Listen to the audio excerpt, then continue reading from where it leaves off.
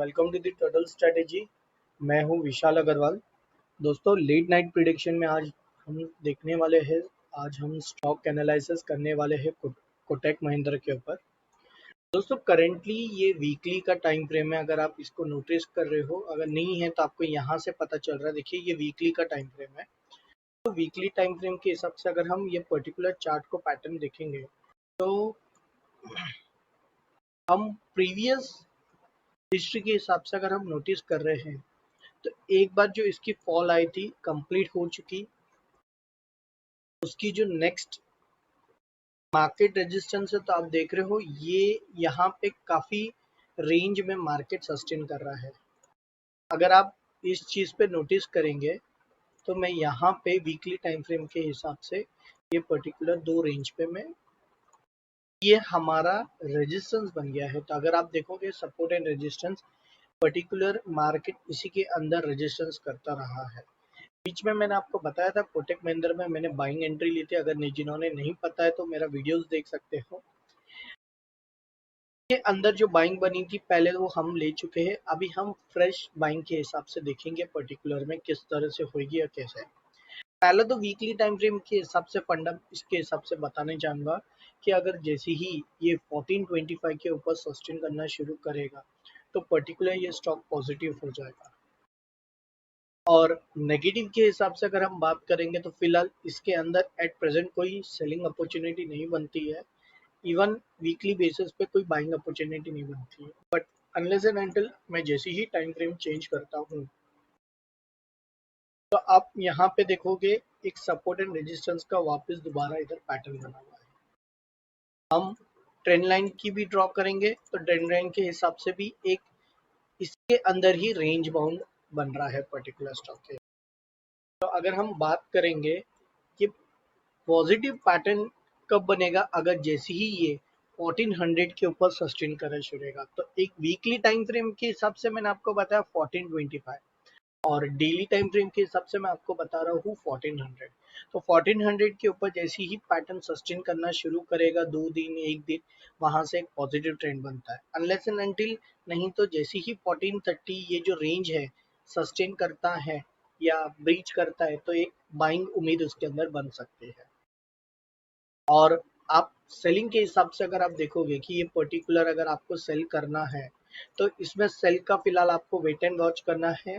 फिलहाल आप मान के चलिए ये 1220 1220 के नीचे ही इसके अंदर डाउन ट्रेंड की उम्मीद है अनलेस एंड अनटिल इसके अंदर। और अगर आप नोटिस करोगे एक ये कप एंड हैंडल फॉर्मेशन भी फॉर्म हुआ है। तो कप एंड हैंडल फॉर्मेशन का फॉर्मूला पता है कि ब्रीच होने के बाद एक छोटा यहाँ पे कैंडल बनता है फिर एक फॉर्म होता है। उस हिसाब से कभी कभी ऐसा होता है यहाँ से ब्रीच करके भी लंबा दे देता है। तो ये रहा हमारा इसके ऊपर डेली टाइम फ्रेम जो लॉन्ग टर्म के हिसाब से बैठेगा कि अगर जैसे ही ये 1400 के ऊपर सस्टेन करता है तो आपका इसका टारगेट मान के चलिए 1440 से लेके ये 1650 तक एक नया रेंज आएगा। तो हमारा वीकली के हिसाब से भी हम अगर देखेंगे तो एक अच्छा इसके अंदर बाइंग ट्रेंड इसमें बन सकता है। मैं इसके अंदर और लोअर टाइम फ्रेम में जाऊं जब जाता हूँ तब हम देखेंगे कि यहाँ पे एक फ्लैट पैटर्न फॉर्मेशन भी बना हुआ है। इसके तो फ्लैट पैटर्न के अंदर हमें पता है कि अगर जैसी ही ये 1400 सस्टेन करेगा तो इसका टारगेट अपर ट्रेंड जाएगा। तो टारगेट फाइंड आउट करने के लिए आपको क्या करना है, फिबोनाची का आप हेल्प ले लीजिए। फिबोनाची का हेल्प लेने के बाद आपको देखिए टारगेट पता चलेगा। आपके टारगेट ये है 127 हो गया, दूसरा आपका 168 हो गया।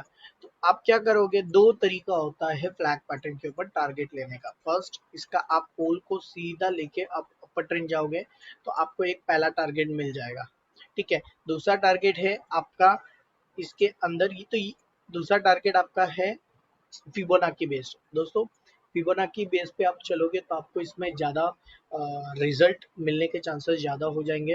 तो आप जैसे ही इसके ऊपर स्टॉक मोमेंटम होता है आप अपना स्टॉप लॉस को रिवाइज करते करते चलिएगा, तभी आपको इसमें अच्छा रिजल्ट मिल सकता है। तो आप देखोगे कि लोअर टाइम फ्रेम जो 3 आवर टाइम फ्रेम के हिसाब से गया हो तो इसमें एक कप एंड हैंडल भी बना है, साथ में फ्लैग पैटर्न भी बना है। तो ये एक अच्छा तरीका है। अगर हम इसके अंदर और लोअर टाइम फ्रेम में जाते हैं, ठीक है, मान के चलिए इंट्राडे के हिसाब से आपको देखना है कि इसके अंदर कितना डाउन ट्रेंड आ सकता है, नहीं आ सकता। तो फिलहाल देखिए दोस्तों, अगर ये 1444 के नीचे सस्टेन करेगा तो ही इसका नेक्स्ट आपको मान के चलिए 1 to 2% का फॉल आएगा। तो दोस्तों एक सलाह रहेगी कि सेल एंट्री के हिसाब से आप मत दिखिएगा पर्टिकुलर कोई स्टॉक में, और बाइंग रेंज के हिसाब से जो है आप लेवल ब्रीच होने का ही वेट कीजिए। अब मैंने टोटल स्ट्रैटेजी के सेटअप बेस पे आपको मैं बताना चाहूँगा, पर्टिकुलर ये स्टॉक के ऊपर एंट्री ले ली है मैंने। इससे ऑन द करीबन करीबन पर्सनल ट्रेड पे मैंने 1348.50 और 1350 के रेंज के हिसाब से इसको प्री ब्रेकआउट मैंने एक प्रिडिक्ट किया है। तो बेस्ड अपॉन टोटल स्ट्रैटेजी के हिसाब से मैंने प्रिडिक्ट किया है कि ये पर्टिकुलर स्टॉक फ्लैग पैटर्न को ब्रीच कर देगा और तोड़ देगा। इसका स्टॉप लॉस जो मैंने रखा है वो 1.5 से 2% का स्टॉप लॉस है, आप मान के चलिए। तो इसको मैं अगर मान के चलिए अगर स्टॉप लॉस भी हिट होता है तो मैं पर्टिकुलर स्टॉक को इन्वेस्टमेंट में कन्वर्ट कर दूंगा। तो एक सेफ बेसिस पे स्ट्रैटेजी होता है कि इसके अंदर अगर फॉल होएगा तो कितना होएगा। तो आप मान के चलिए 1310 के नीचे अगर सस्टेन करना शुरू करेगा तो ये पर्टिकुलर स्टॉक में से मैं एग्जिट ले लूंगा, अनलेस एंड अनटिल मैं ये पर्टिकुलर स्टॉक को होल्ड रखूंगा। जनरली अगर जो ट्रेड ले रहे हैं तो आप 1.5 से 2% का ही स्टॉप लॉस रखिएगा। नहीं तो आप अपने फाइनेंशियल एडवाइजर से एक बार एडवाइस कर लीजिए कि कौन सा स्टॉप लॉस बेटर रहेगा। तो मैंने इसके अंदर करेंटली और 1348 से 1350 के रेंज से मैंने ये पर्टिकुलर स्टॉक को इसमें आज के तारीख में मैंने एंट्री ले ली। तो मेरा इसका जो टारगेट है वो 3 to 8% का टारगेट है। तो अनलेस एंड अनटिल जैसे ही ये ब्रीच करेगा हमारा 1400 14, तो आपका नेक्स्ट टारगेट आ जाएगा 1430। तो आप मान के चलिए 1425 30 तो आना ही है। अगर मैं कैलकुलेशन भी करूंगा तो मेरा 3% के हिसाब से तो मुझे वो इजीली रिटर्न्स मिल जाएगा। तो ऑलमोस्ट 3% कहने का देखा जाएगा तो करीबन करीबन आसपास 40-45 पॉइंट्स के हिसाब से इसके अंदर रेंज बनता है। तो मुझे मेरे को इसमें अंदर पर्टिकुलर हमें ये स्टॉक्स में इजीली 3 to 4% का रिटर्न्स मिल जाएगा। टारगेट इसकी जाने की क्षमता ज़्यादा ही है बिकॉज फ्लैग पैटर्न है। आप मैंने आपको जो बताया है फिबोनाची के हिसाब से इसका जो टारगेट जाएगा वो है 1415 1474 and then maximum to maximum इसके अंदर जो जाएगा वो है 1511 के बाद जैसे ही ब्रीच करेगा तब हम वीकली बेसिस के हिसाब से हम प्रिडिक्ट करते हैं जो टारगेट जाता है वेरी वेरी लॉन्ग टर्म के हिसाब से। फिलहाल लॉन्ग टर्म ट्रेडर्स उस हिसाब से आप ट्रेड कर सकते हैं। मैं इतना लॉन्ग टर्म ट्रेडर नहीं हूँ, मैं 3 to 8% का ट्रेडर हूँ। तो वो मुझे इजीली रिटर्न्स मिल जाता है और मैं उसको ज़्यादा फोकस करता हूँ। तो दोस्तों ये थी स्टॉक एनालिसिस कोटक महिंद्रा पे। तो आप ये ज़रूर ना भूलिएगा मेरी बाइंग रेंज 30-50 पे है, 30-48 30-50 के ऊपर है।